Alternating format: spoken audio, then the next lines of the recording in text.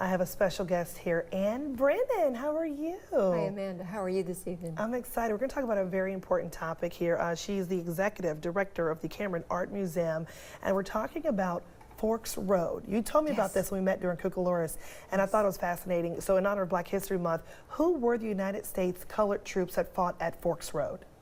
The remarkable men who formed 1,600 U.S. colored troops that fought at Forks Road were enslaved fugitives from southeastern North Carolina, northeastern North Carolina, up in the New Bern area, and they risked everything escaping their enslavement, if that wasn't difficult enough.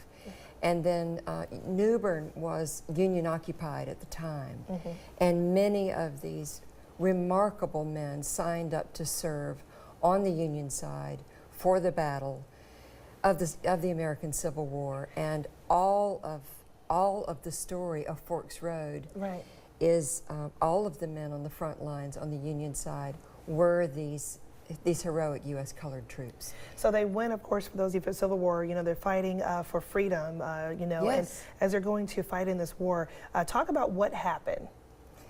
Well, Fort Fisher, as you know, there were two very decisive battles that transpired at Fort Fisher, and Wilmington still did not surrender come January 1865. It took the Union troops fully a month to bury their dead and reconnoiter, and they marched up Federal Point Road, and the only vestige of Federal Point Road still extant is on the property at Cameron Art Museum.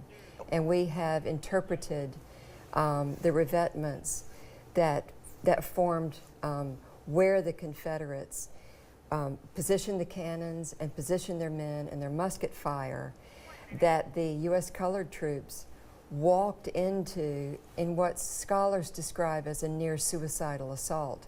They couldn't see what they were walking into. Of course, they knew the battle. And as we're getting close to the end, Wilmington was at that time the Confederacy's last major seaport. The Union won control of the city, the railroads, the seaport, and the Cape Fear River. Yes. So the 32 hours that these U.S. colored troops fought so heroically, the Confederates left. By daybreak, they were gone.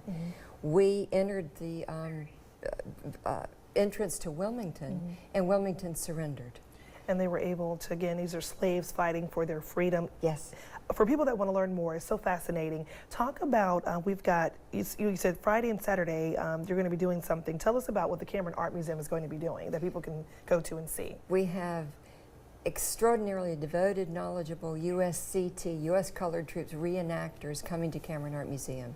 On Friday, they will be presenting to over 300 school children, and on Saturday, we're open to the public. All of the events are free.